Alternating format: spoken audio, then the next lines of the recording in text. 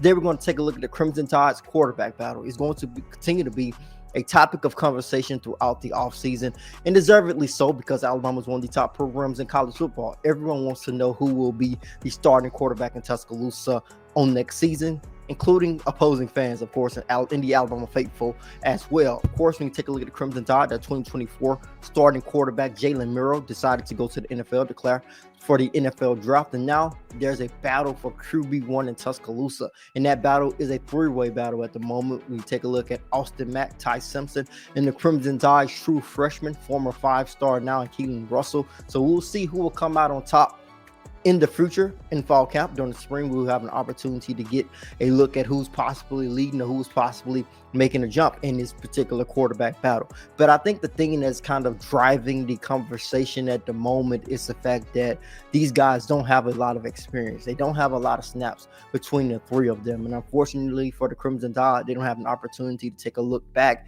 at some previous snaps and kind of see where these guys are in terms of real meaningful football action, so they don't have that to their benefit. But in this video, we are going to take a look at some of the film we do have at our disposal, some films that we've been able to obtain here at Touchdown Alabama, whether we captured that film going to Alabama games, also whether we captured that film going out to the Under Armour All-American game to see Russell, and also seeing Mack in game action and the limited game action that he saw during the 2024 football season. So we're going to take a look at some of that film and basically talk about the strengths of each one of these guys and what they bring to the table. We're going to start off by talking about the Crimson Tide's most experienced quarterback in Ty Simpson, the former five-star quarterback out of Tennessee. I think the first thing I want to talk about is the fact that Simpson's ability to run should not be looked over. Of course, he does not have the athletic ability that Jalen Miro has, but we've seen Ty Simpson make plays at the college football level with his feet. We've seen him run a touchdown, and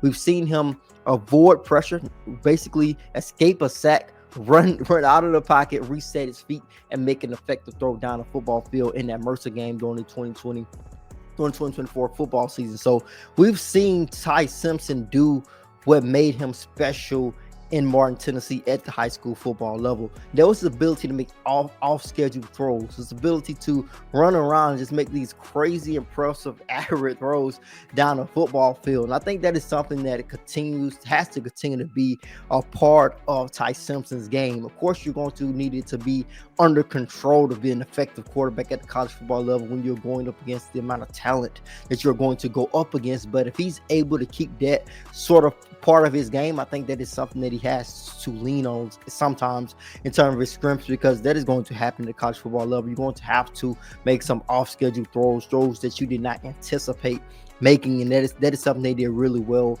at the high school football level. And something else that shines when you take a look at Ty Simpson is his throwing motion. I think that is something a lot of Alabama fans were really, really admired. We just take a look at the practice film that we saw from Simpson so far during his time in Tuscaloosa. We saw how fluid his throwing motion was, his point of release.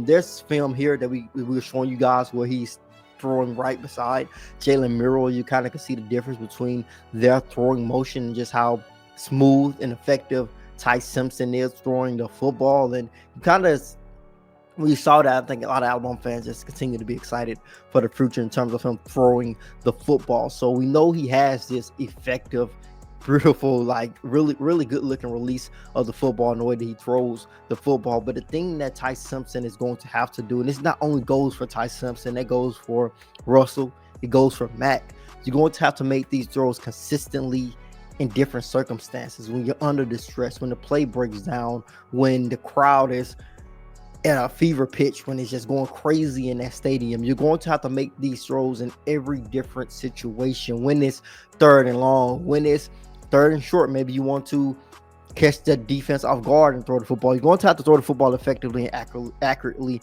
in every different situation. And that is something that's going to separate whatever quarterback is going to be QB1 in Tuscaloosa from the competition. But in terms of Ty Simpson, in terms of him being a quarterback, I think he has a great release of the football. I think he can make plays with his feet, which is something you have to do today with the way that the linebackers and defensive players in general are right now, in terms of them being athletic, in terms of them being able to get after quarterbacks and play them in space really well. So I think Ty Simpson has a lot working to his advantage. And I think just that experience being around college football should go well and should just be an advantage for him, I feel, in this quarterback battle. But Ty Simpson has a lot that he brings to the table, but similar to a lot of these guys, we haven't seen him in real game action. And hopefully in the spring we get an opportunity to kind of see where he's at in terms of going through reads when it's a meaningful snap, in terms of working through his reads and making pre-snap adjustments. We will kind of see that during the spring, hopefully,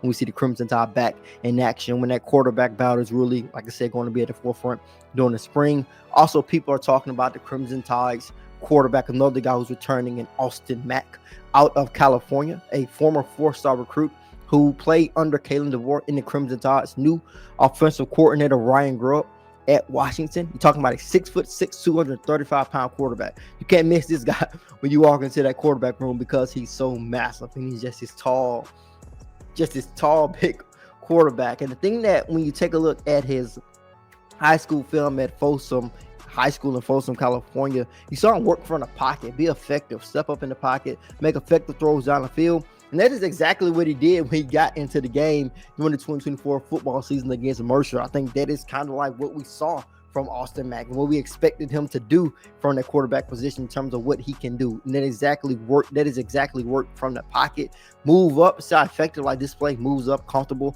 have a sense of presence for the pocket and how it was crashing around him. And when he got in the game against Mercer, we saw him do that. So we know that he's not the fastest quarterback. He's not a guy who make plays with his feet. I think that is kind of like a question mark when you take a look at Austin Mack.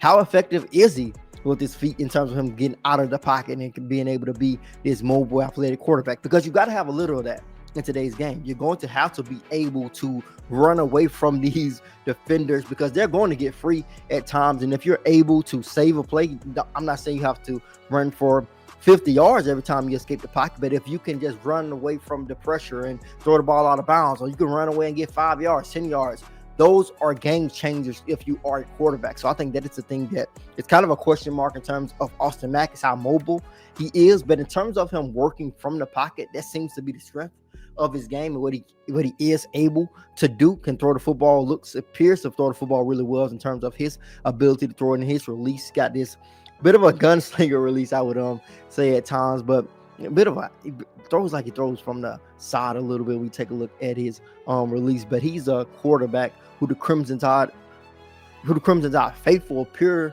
to feel, at least at this point. I know we made a video saying that he was kind of a sleeper, but the more I look at it, it seems more people are coming around and saying, hey, there's not a lot of snaps. These guys don't have a lot of experience. Why isn't Austin Mack considered a guy who's right in that quarterback battle, who's right in that mix? Kalen DeBoer has spoken highly of him in terms of his ability to work hard and being one of those guys who put in that extra work. So I expect, at least at this particular point in time, for Austin Mack to be right in that quarterback battle for the Crimson Tide. Once, like I said earlier, I think he's most effective at working from the pocket. But if he's able to work from the pocket and continue to grow in the flashes that we've seen in the past, if that is where his game is at the moment and he's able to just be a little bit mobile, I think that puts him right in the conversation to be a strong pick to be Alabama's QB1. But we will see how far he has grown as well under Kalen DeBoer and Ryan Grubb for that year at Washington, and under Kalen DeBoer and Nick Sheridan for this year in Tuscaloosa.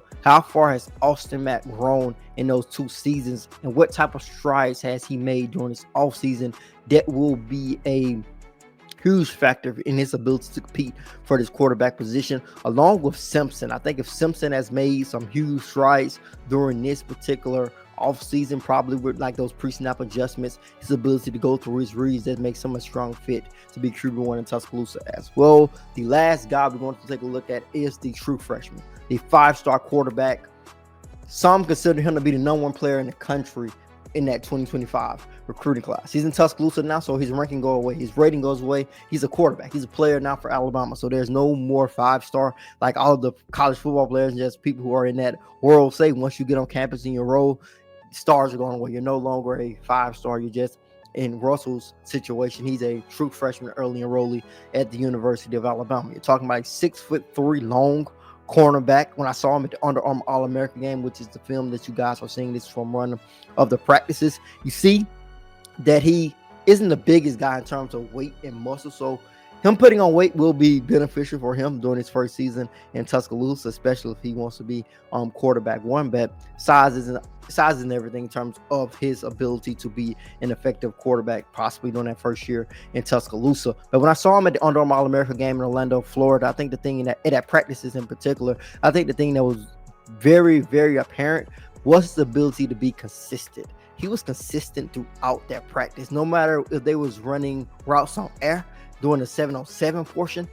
He had the same poise, the same effectiveness throwing the football, and all of his throws were on point. I don't think he threw a single bad pass during that Under Armour practice. Of course, that's practice. That's not real meaningful game action. That is not where the live bullets are flying all around your head. But if you did watch that Under Armour All-America game, you saw his first drive in that game, and it looked a lot like this practice film is looking right now. So he has been consistent no matter how I have seen him, whether that is in a game for Duncanville High School, whether that is at the Under Armour All-America practices, and whether that is at the All-America games. So in multiple facets and multiple different situations, he's been the same type of quarterback, being consistently accurate. But when you take a look at a freshman is coming in, I think he has to be, in my opinion, has to be by far the number one quarterback on Alabama's roster. I think Russell has to be undoubtedly the guy for them to go with the true freshman, because true freshman playing,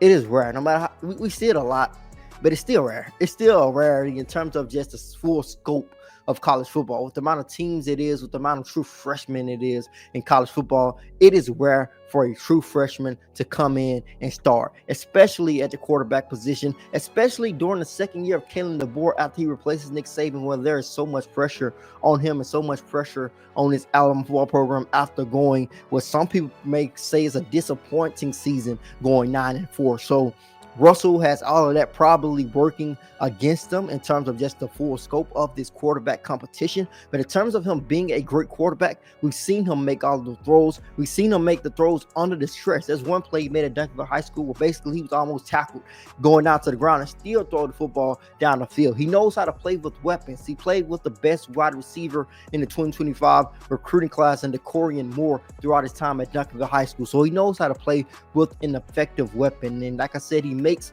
all the throws in different situations, but it's going to take him taking control of that quarterback room, earning the trust of his teammates, earning the trust of Alabama's coaches, and also being able to go through some of those things that Ty Simpson and Mack are going to have to go through and get better at in terms of this upcoming quarterback battle, and be better if they want to be Alabama's quarterback this upcoming season. Those pre-snap adjustments, those reads that they're going to have to go through, going through their reads, being effective at that. So that is something that each of these guys are going to have to do, and I think Russell's going to have to do that as well, obviously, along with some of the other things that I said, with him just being that true freshman who is right now heading into the spring. When we see him in the spring, he's going to be just a couple of months removed from high school football. So we'll see how that plays out. But in this video, like I said, I wanted to talk about just a scrimmage, so kind of like what each quarterback brings to the table, just based on what we know watching these guys in high school. In the limited action we've seen them at the college football level so far, that's going to be just a huge driving force in his quarterback battle to these guys who not have a lot of experience when it comes to college football, meaningful experience that is outside of the little experience that Ty Simpson has as the Crimson Tide's quarterback on the field. He is the most experienced quarterback simply just by being on the Crimson Tide's roster for the last 3 football seasons. But that is what I want to talk about on this episode here on Touchdown Alabama's YouTube channel. Be sure to hit that like button, hit that subscribe button as well. Subscribers, hit the notification bell. Be notified when we drop content on our YouTube channel. As always, I am Justin Smith, the Director of Recruiting and Managing Editor here at Touchdown Alabama.